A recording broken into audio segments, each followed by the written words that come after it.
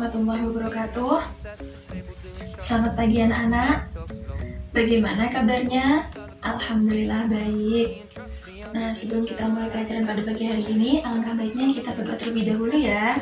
Berdoa dimulai. Raditu billahi rabba wa bil islami dina wa bi muhammadin nabiyya wa rasula rabbi zidni ilma warzuqni fahma amin ya rabbal alamin. Alhamdulillah. Nah, sebelumnya ibu absen terlebih dahulu ya.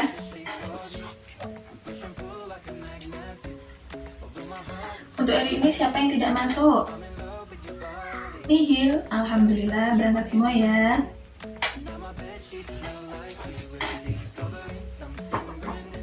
Nah, untuk pertemuan kali ini kita akan membahas tentang pengurusan jenazah.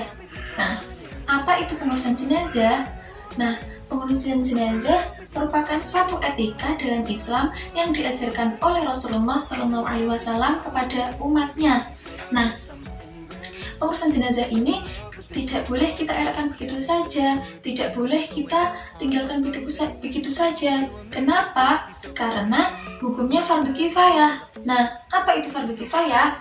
Fardu kifayah adalah apabila sebagian orang sudah melakukannya, sudah melaksanakannya, sudah mengurusi jenazah tersebut, maka itu sudah cukup. Nah, apabila sebaliknya,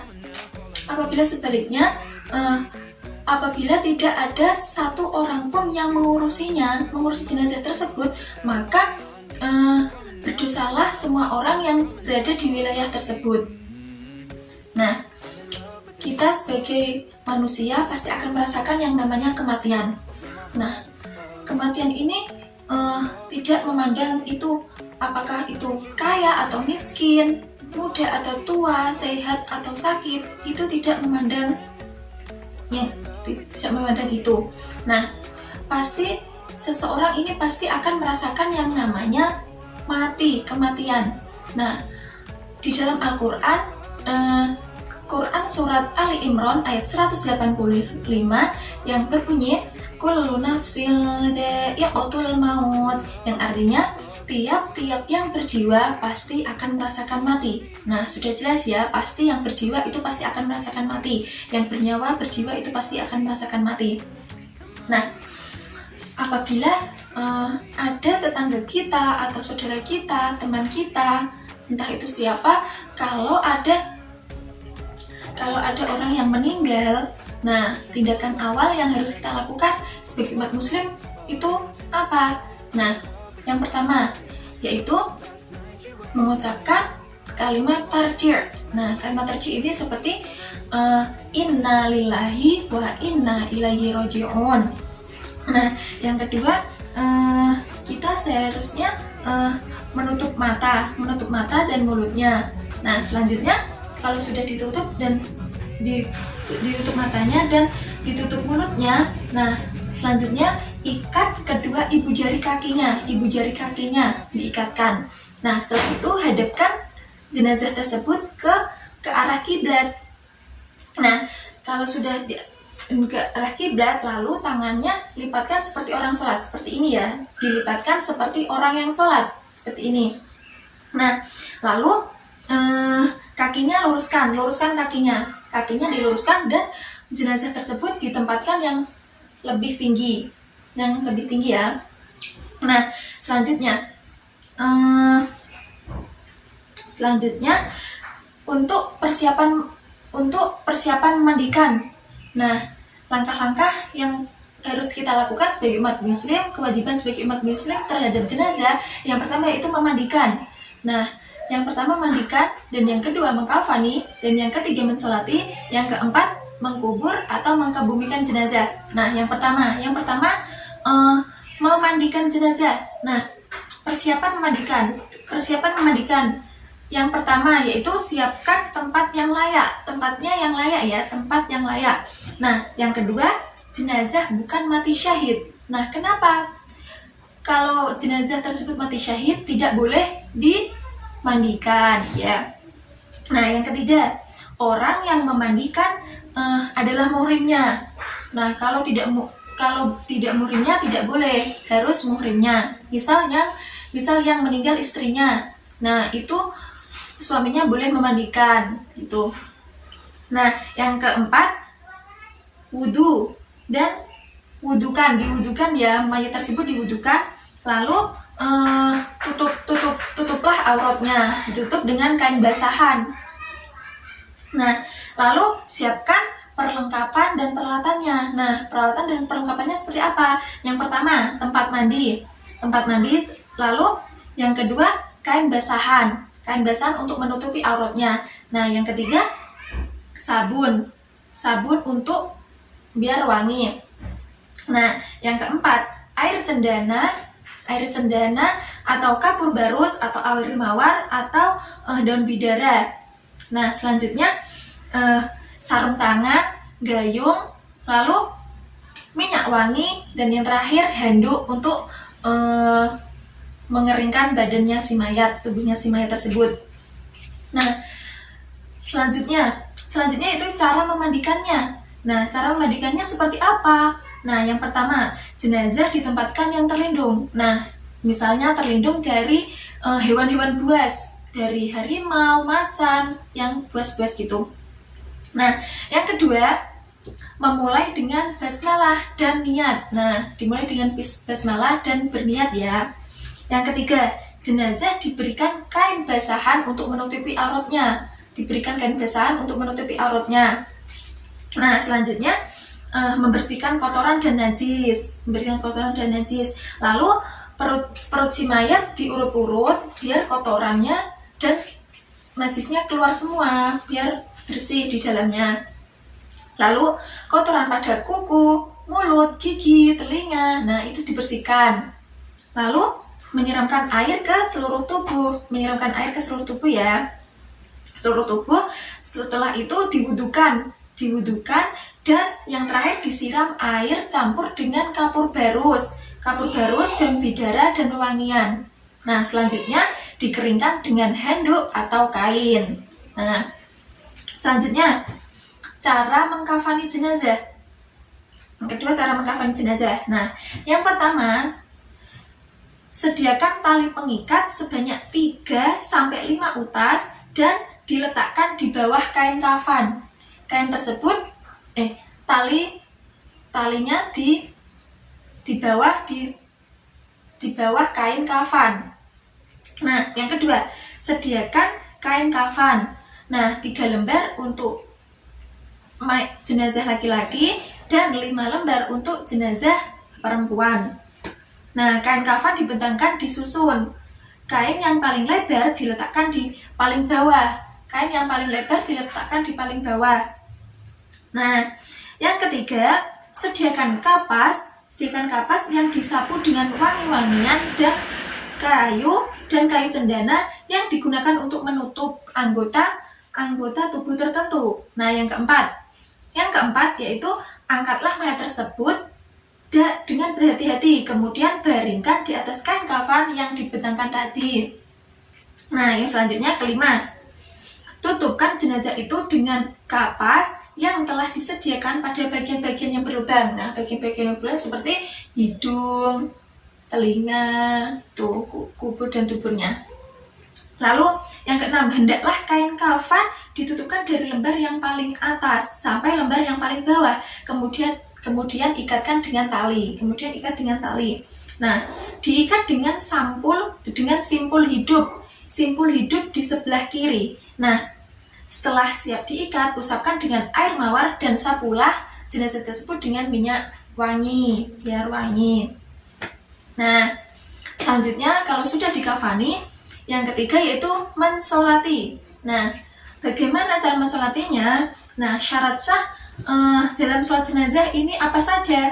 Nah, yang pertama, jenazah telah dimandikan. Yang kedua, jenazah telah dikafankan. Nah, yang ketiga, menghadap kiblat. Dan yang keempat, jenazah berada di hadapan orang yang sholat. Nah, yang selanjutnya, rukun sholat jenazah. Nah, rukunnya apa saja? Yang pertama yaitu harus niat itu adalah rukun. Rukunnya yang paling penting adalah berniat.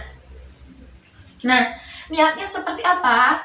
Nah, niatnya yaitu apabila jenazah tersebut laki-laki, maka niatnya usolli ala hadal mayyiti arba'a takbiratin fardul kifayati lillahi ta'ala. Nah, apabila jenazahnya perempuan, niatnya apabila jenazahnya perempuan, niatnya usolli ala hadihil mayyitati arba'a takbiratan fardul kifayati lillahi ta'ala. Nah, kalau sudah niat, nah berdiri bagi yang mampu. Berdiri bagi yang mampu ya, kalau tidak mampu duduk tidak apa-apa. Nah, selanjutnya itu 4 kali takbir. 4 kali takbir. Nah, takbir yang pertama membaca surat Al-Fatihah. Membaca surat Al-Fatihah. Setelah takbir pertama membaca surat Al-Fatihah. Nah, setelah takbir kedua membaca sholawat atas Nabi Muhammad. Nah, bacaannya seperti apa? Nah, bacaannya seperti yang ada di tahiyat. Di tahiyat bacaan sholat tahiyat. Nah, yang ketiga, setelah takbir ketiga membaca doa untuk si mayat. Nah, doanya seperti apa? Doanya seperti Allahumma gfir laha warhamha wa'afiha wa'fu anha. Nah, itu untuk jenazah perempuan. Kalau untuk jenazah laki-laki, Allahumma gfir lahu warhamhu wa'afihi wa'fu anhu. Nah, itu untuk jenazah laki-laki. Nah, setelah takbir ketiga, takbir keempat. Nah, setelah takbir keempat membaca apa? Nah, sama membacakan doa untuk si mayat. Nah, bacaan doanya seperti apa kalau untuk takbir keempat? Nah, untuk takbir keempat yaitu Allahumma la tahrimna ajrohu atau Allahumma la tahrimna ajroha wa la taftina ba'dahu wa ghfir lana walahu. Nah, itu untuk laki-laki. Yang hu itu untuk laki-laki. Nah, untuk yang perempuan, Allahumma la tahrimna ajroha wa la taftina ba'daha wa ghfir lana walaha. Nah, untuk yang perempuan pakai he. Nah, selanjutnya kedudukan imam ketika sholat jenazah. Kedudukan imam setelah sholat jenazah yang pertama untuk mayat laki-laki. Nah, untuk mayat laki-laki kedudukannya jenazah berada di depan imam. Jenazah berada di depan imam ya. Kalau untuk mayat laki-laki jenazah berada di depan imam. Nah, imam menghadap ke kepala jenazah. Imamnya menghadap ke kepala jenazah. Nah, untuk yang kedua, untuk yang jenazah perempuan. Untuk yang jenazah perempuan, imam berhadapan dengan pinggang jenazah. Imam berhadapan dengan pinggang jenazah. Jenazah perempuan, pinggangnya. Nah, kepalanya di sebelah kanan imam. Nah, sebelah kanan imam. Nah, selanjutnya kalau sudah disolati, nah, yang terakhir yaitu mengubur atau mengkebumikan jenazah. Nah, selanjutnya sebelum jenazah itu dikebumikan atau dikubur, nah, sebaiknya jenazah tersebut dipikul dan orang-orang mengikutinya. Nah, yang kedua menurunkan jenazah. Yang menurunkan jenazah adalah laki-laki. Nah, yang menurunkan jenazah adalah laki-laki. Nah, yang ketiga, lalu memakamkan dalam keadaan miring. Nah, jenazah tersebut dimakamkan dalam keadaan miring ya, dalam keadaan miring. Lalu setelah ditaruh di bawah, lalu timbuni dengan tanah.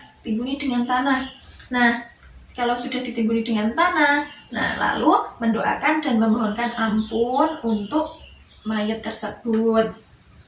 Nah, itu penjelasan dari Ibu. Apakah ada yang ditanyakan?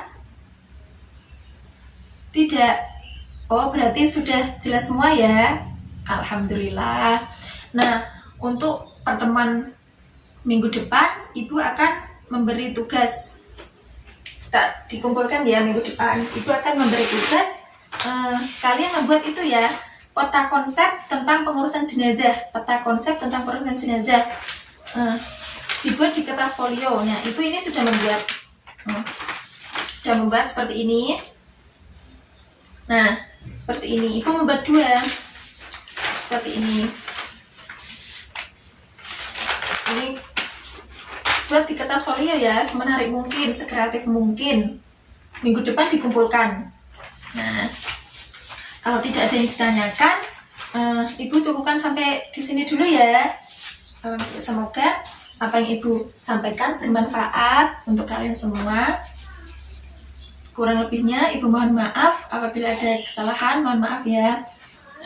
Wabillahi taufiq wal hidayah. Wassalamualaikum warahmatullahi wabarakatuh.